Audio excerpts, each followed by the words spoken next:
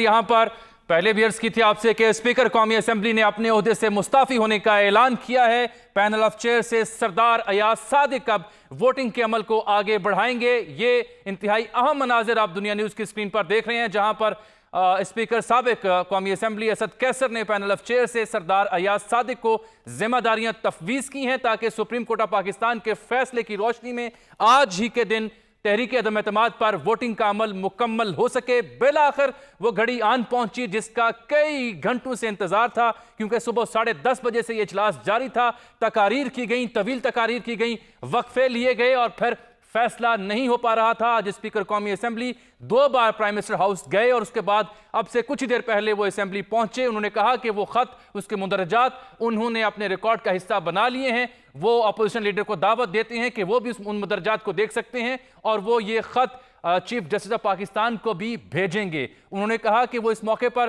कानून और आइन के पाबंद हैं,